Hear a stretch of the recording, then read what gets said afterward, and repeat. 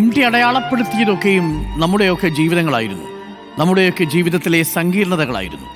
കാലത്തിൻ്റെ മറുകര തേടുന്ന മനുഷ്യൻ്റെ ജീവിതേതിഹാസമാണ് കാലം എന്ന നോവൽ.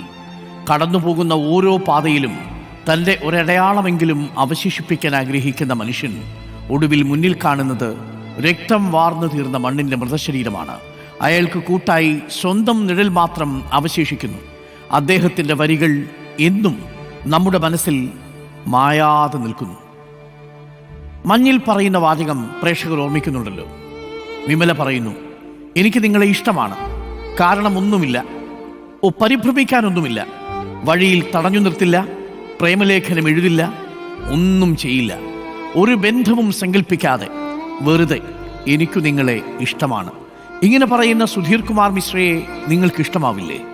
അങ്ങനെ സ്നേഹിച്ചതാണ് വിമല. ഒരു സായാഹ്നം മാത്രമാണ് വിമല കടം ചോദിച്ചത്, എല്ലാ സായാഹ്നങ്ങളും ചോദിക്കില്ലെന്നുറപ്പോടെ.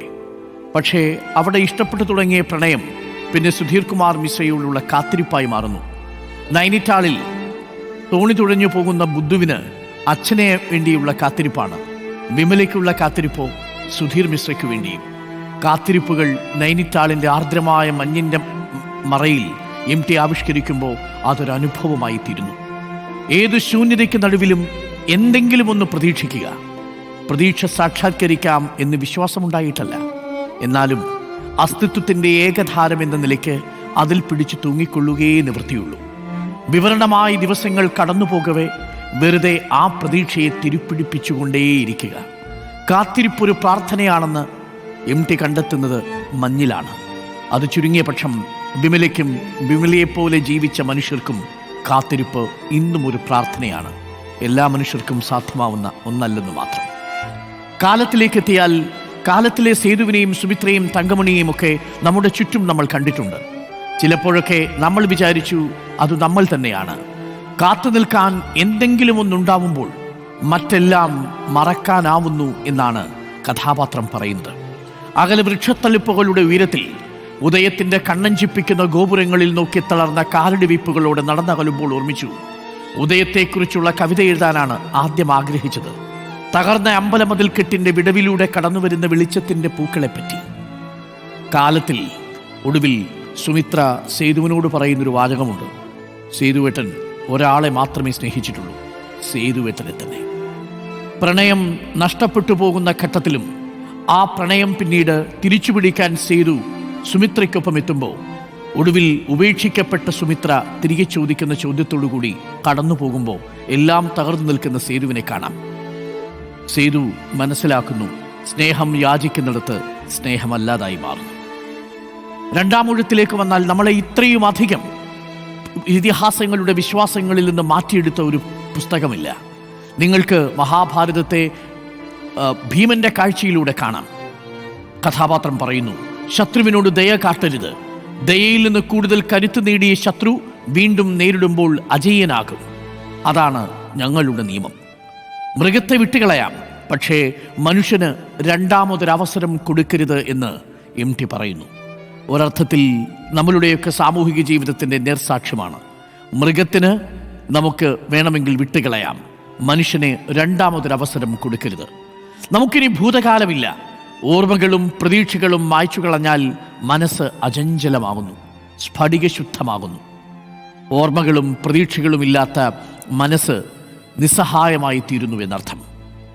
സുഹൃതം എന്ന സിനിമ പ്രേക്ഷകനെ സംബന്ധിച്ചിടത്തോളം എത്രത്തോളം ഹൃദയത്തിൽ തൊട്ട സിനിമയാണ്. അതിൽ രവിശങ്കർ എന്ന കഥാപാത്രം സമൂഹത്തിന് ഒരു വേട്ടക്കാരൻ്റെ മനസ്സാണെന്ന് പറയുന്നു. ഇര വീഴുമ്പോഴേ അതിന് തൃപ്തിയാവുകയുള്ളൂ. വീഴ്ത്തുന്നത് വിനോദം മാത്രമല്ല, ആഘോഷം കൂടിയാണ് എന്നാണ് MTയുടെ സുഹൃതം പറയുന്നത്. അർബുദ രോഗത്തിൽ നിന്ന് അത്ഭുതകരമായി രക്ഷപ്പെട്ട കഥാപാത്രം പിന്നീട് ആത്മഹത്യയുടെ വഴി തിരഞ്ഞെടുക്കുന്നതും നമ്മൾ കണ്ടു. പതറി നിൽക്കുന്ന സാഹചര്യങ്ങളിൽ ബന്ധങ്ങളും ബന്ധനങ്ങളുമെല്ലാം തൻ്റെ വാക്കുകളിലൂടെ ഇടറി വീഴുന്നതും കണ്ടു. ഒടുവിൽ MT പറയുന്നു, സ്വർഗം തുറക്കുന്ന സമയത്തിൽ മരണത്തെക്കുറിച്ച് MT മരണത്തെക്കുറിച്ച് ധാരാളം എഴുതിയിട്ടുണ്ട്, മരണത്തെക്കുറിച്ച് സംസാരിച്ചിട്ടുണ്ട്. മരണം പിറവി പോലെ തന്നെ ജീവിതത്തിലെ പ്രധാന ചടങ്ങാണ്, ആഘോഷമാണ് എന്ന് പറയുന്നു. ഇന്ന് കേരളം ആഘോഷത്തോടു കൂടിയാണ് MT ആഗ്രഹിക്കാത്ത ഒരു യാത്ര നൽകിയത്. MT പൊതുദർശനം ആഗ്രഹിച്ചിരുന്നില്ല, ഇത്ര വലിയ ഔദ്യോഗിക ബഹുമതികളൊന്നും ആഗ്രഹിച്ചിരുന്നില്ല. MT ഒരു സാധാരണക്കാരനെ പോലെ അധികം വൈകാതെ യാത്രയാകണമെന്ന് മാത്രമാണ് കുടുംബത്തോട് പറഞ്ഞത്. പക്ഷേ എങ്കിലും കേരളത്തിൻ്റെ അഭ്യർത്ഥന മാനിച്ച് കുടുംബം അതിന് വഴങ്ങി. നിന്റെ ഓർമ്മയ്ക്ക് എന്ന ഒരുപക്ഷെ MTയെ കണ്ണീരണിയിപ്പിച്ച MTയുടെ ഏക കഥ സ്വന്തം സഹോദരി സിലോണിൽ നിന്ന് അച്ഛൻ്റെ കൈപിടിച്ചു വരുന്നൊരു പെൺകുട്ടിയെക്കുറിച്ച് അമ്മയുടെ ഓർമ്മപ്പെടുത്തൽ. ഭാഗം വയ്ക്കുമ്പോൾ 4 പോരാ 5 വേണം, അവൾക്ക് കൂടി അവകാശപ്പെട്ടതാണ് എന്ന അമ്മയുടെ ഓർമ്മപ്പെടുത്തൽ. സഹോദരിക്ക് എഴുതുന്നു: പ്രിയപ്പെട്ട സഹോദരി, നാഴികകൾക്കപ്പുറത്ത് നിന്ന് ഞാൻ മംഗളം നേരുന്നു. നിന്റെ ഓർമ്മയ്ക്കു വേണ്ടി ഞാനിത് കുറിക്കട്ടെ എന്ന്. അജ്ഞാതൻ്റെ ഉയരാത്ത സ്മാരകം ഈ യാത്ര അവസാനിക്കുന്നില്ല എന്ന് പറയുന്നു. പാപത്തിൻ്റെ സ്മരണകളുടെ കടവുകളിൽ നിന്നും കടവുകളിലേക്ക്, നഗരത്തിൽ നിന്ന് നഗരങ്ങളിലേക്ക് ഈ യാത്ര മാറുകയാണ്. ഒടുവിലിതാ നഗരത്തിൽ നിന്ന് ഗ്രാമത്തിൽ നിന്ന് നഗരത്തിലെത്തി, നഗരത്തിൽ നിന്ന് സ്മൃതിപഥത്തിലേക്ക് എഴുത്തിൻ്റെ കാരണവർ മടങ്ങുന്നു. വാരണാസിയിൽ സുധാകരൻ്റെ ജീവിതത്തിനും മോക്ഷത്തിനും ഇടയ്ക്കുള്ള പ്രയാണത്തെക്കുറിച്ച് എഴുതുമ്പോൾ പറയുന്നു: ഉള്ളിലേക്ക് നോക്കുമ്പോൾ ഒന്നുമില്ല, പൊട്ടിയ ഭിക്ഷാപാത്രം പോലെ ശൂന്യമായ ഒരു മനസ്സ്, കൊടുക്കാനൊന്നുമില്ല, എടുത്താൽ ഒന്നും തങ്ങുകയുമില്ല.